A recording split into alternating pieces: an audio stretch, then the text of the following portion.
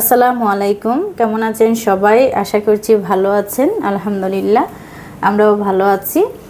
এই তো আমার ছোট ছেলে একা একাই চলে যাচ্ছে। আজ শুক্রবার, আর শুক্রবার মানেই তো ঘোরাঘুরির দিন, তাই আমরাও আজকে বেরিয়ে পড়েছি। এই যে আমার ছোট ছেলে বারবার দেখাচ্ছে চলো। এখন যেহেতু ইলিশের ভরপুর মৌসুম, তাই ভাবলাম যে এই সুযোগে একটু মাওয়া থেকে ঘুরে আসি।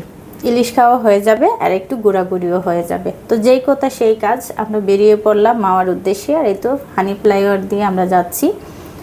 রাতের ঢাকা দেখেন কি সুন্দর লাগতেছে, একদম শুনশান নীরবতা, মানে গাড়ি খুব স্পিডে চলতেছিল, দেখে মনে হচ্ছিল যে আমরা বাহিরের কোনো রাষ্ট্রে আছি। আর এই তো আমরা চলে আসলাম মাওয়াতে। এই ব্রিজের উপর দাঁড়িয়ে আমরা পদ্মা সেতু দেখতেছিলাম। ওই যে লাইটগুলি দেখা যাচ্ছে, সেই লাইটগুলি পদ্মা সেতুর উপরে যে লাইট, ওগুলি তো আমরা এখানে দাঁড়িয়ে দেখতেছিলাম।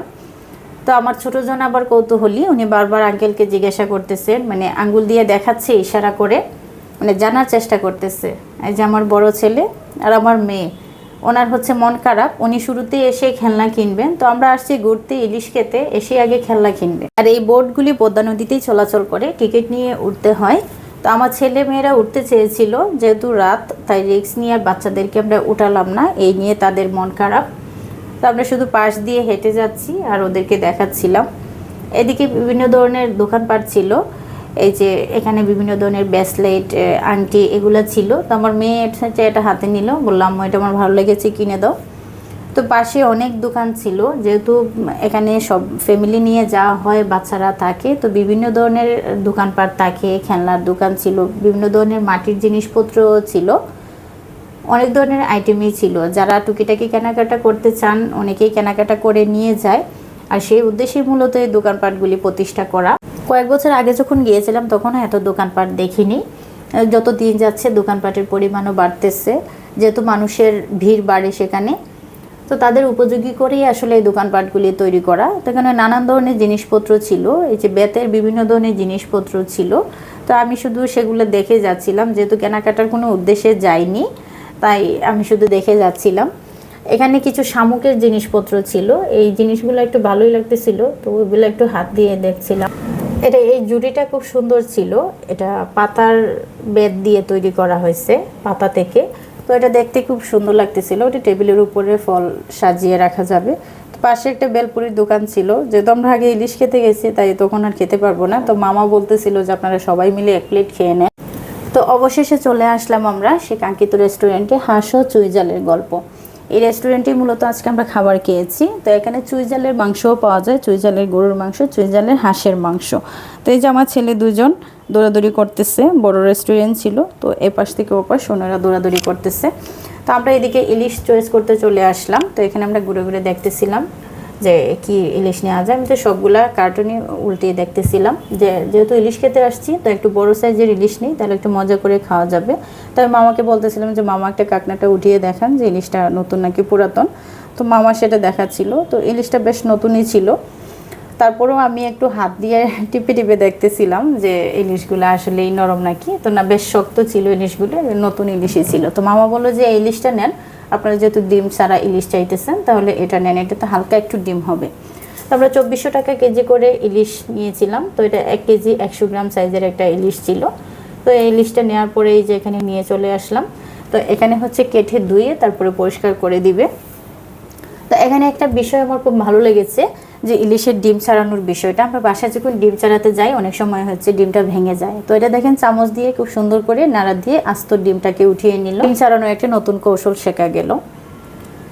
তারপরে আমরা এখানে চলে আসলাম টেবিলে, যেখানে আমরা বসবো। তো এখানে ডেকোরেশন করা ছিল, তো আমার ছেলে এখানে বসছে, সবাই বসছে এখানে। তো সেই সুযোগে আমি একটু ক্লিপ নিয়ে নিলাম।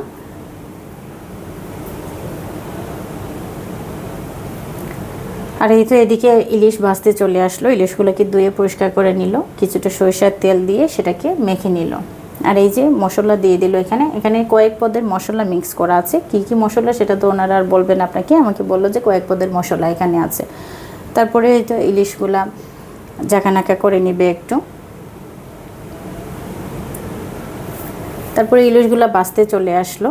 তো আমি যখন ভিডিও করতেছিলাম ওখানে দাঁড়িয়ে, তো পাশের ভাইটা আমাকে বললো যে হচ্ছে ইলিশটা ভাজতেছিল, যে আপু আপনি তো ভিডিও করতেছেন, তাহলে আপনাকে একটু আগুন ধরিয়ে দেখাবো। তো বললাম ঠিক আছে দেখান আগুন ধরিয়ে। তো উনি একটা কাগজের মধ্যে হচ্ছে আগুন নিয়ে আসলো, এসে পাশে রাখলো, পাশে চুলা থেকে গরম তেল এনে ঢেলে দিল, সাথে সাথেই ভুম করে আগুন ফুটে উঠলো। সাথে কিছু শুকনা মরিচ ভেজে ইলিশগুলি উঠিয়ে নিল। আর ইলিশগুলো উঠানোর সময় কতটা পরিমাণে তেল দিচ্ছে দেখেন, অনেক তেল, যার কারণে মাছগুলি অনেক সফট হয় আর মাছটা খেতে অনেক স্বাদ হয়। তারপরে চলে আসলাম কাঙ্ক্ষিত সেই ইলিশের লেজ ভর্তা। আসলে ইলিশের লেজ ভর্তা যে একবার খেয়েছে সে বারবার এটা খেতে চাবে, এত পরিমাণে মজা হয় এই ভর্তাটা। তো এই যে মাছটাকে প্রথমে একটু থেতলে নিল, তারপরে বড় যে কাঁটাটা আছে সেই কাঁটাটা ফেলে দিল, দিয়ে আবারও একটু মাছটাকে থেতলে নিচ্ছে। তারপরে এটার মধ্যে যে ছোট ছোট কাঁটাগুলি ছিল সেই কাঁটাগুলিকে কুটে বেছে ফেলে দিবে। তো এটা একটু সময়ই লাগে, যেহেতু ছোট ছোট কাঁটা থাকে লেজের মধ্যে, সেই কাঁটাগুলি ফেলতে। তো সেটা কোটাকুটি শেষে বেশ সময় নিয়েই মাছটাকে আপনি যখন খাবেন তখন কিন্তু কোনো কাটাই পাবেন না, বেশ সময় নিয়ে ওনারা ভর্তাটা করে দেয়। তারপরে যে এখানে কিছু পেঁয়াজ নিয়ে নিল, এই যে কিছু কাঁচামরিচ দিয়ে ওটাকে তেতলে নিল, পেঁয়াজ আর কাঁচামরিচ তেতলে নিল, তারপরে মাছের মধ্যে দিয়ে দিল। তারপরে এখান থেকে এই যে শুকনো মরিচের গুঁড়া দিল। আর এই যে ইলিশ ভাজার যে তেলটা ছিল, এই তেলটা বেশ পরিমাণে কিছু তেল এখানে দেয়, যার কারণে ভর্তাটা অনেক স্বাদ হয়। মাছেরও একটা ফ্লেভার থাকে, সরিষার তেলেরও একটা ফ্লেভার। তারপর কিছু লবণ দিয়ে এটাকে মেখে নিল, বেশ তৈরি হয়ে যায় মজাদার ভর্তা। তারপর আমাদেরকে টেবিলে সার্ভ করে দিল। এখানে যে আমরা চুই ঝালের গরুর মাংস নিয়েছিলাম আর আমাদের ইলিশ ভাজা। এখানে ভাত, ডাল, ভর্তা যাই দেখতে পাচ্ছেন সব কিছু আপনাকে কিনে নিতে হবে। এখানে ডালও আপনাকে কিনে নিতে হবে। এই যে ভর্তা দেখতেছেন আলু ভর্তা, এটা কিন্তু মানে এক একটা কিন্তু 30 টাকা করে। তো আমার ছেলে দেখাচ্ছিল যে সে খাবে, তো ভাইয়া বলতেছিল এটা অনেক ঝাল, সে ওইটা খাবে বলতেছে। তো আমরা টেবিলে বসে পড়লাম, আমার ছেলে মেয়ে, আমার মেয়েও খুব খুশি খাবার খাবে। তো আমার ছেলেকে ওইখানে যে সার্ভ করতেছিল সে ভাইয়া এসে বলতেছিল যে তোমার নাম কি, সে কি অভিনয়টা করতেছে। তা আমার মেয়ের দিকে বলতেছে যে আমি চুই ঝাল খাবো। আমি বললাম যে চুই ঝাল খাবে তুমি, ওটা তো অনেক ঝাল। বললো যে না আমি খেতে পারবো। তো আমার ছেলের অভিনয়টা দেখেন। এই টেবিল ভর্তি খাবারটা কিন্তু আমরা শেষ করতে পারি নাই, আমরা পার্সেলে নিয়ে এসেছিলাম। আসলে ইলিশটা তো বড় ছিল, অনেকগুলো পিস হয়েছে, তো আমরা ওটা শেষ করতে পারি নাই। তো বললাম যে আমাদেরকে পার্সেলে দিয়ে দেন, তো আমরা বাসায় নিয়ে আসছিলাম পার্সেল। তো খাওয়া দাওয়া শেষে এই যে আমরা একটু হাঁটাহাঁটি করতেছিলাম, আমার ছেলে তার বাবার হাত ধরে হাঁটতেছে। দুই ভাই মিলে ছায়ার পিছনে দৌড়াচ্ছিল, যে ছায়াটা তাদের থেকে বড় সেই ছায়ার পিছনে ওরা দৌড়াচ্ছিল। তো এই তো আজ এ পর্যন্তই। ভালো থাকবেন সবাই, আমাদের চ্যানেলটা সাবস্ক্রাইব করবেন, ফ্রেন্ডস অ্যান্ড ফ্যামিলির সাথে শেয়ার করবেন, আমাদের চ্যানেলের সাথেই থাকবেন, আমাদের জন্য দোয়া করবেন। আল্লাহ হাফেজ, দেখা হবে পরবর্তী ব্লগে।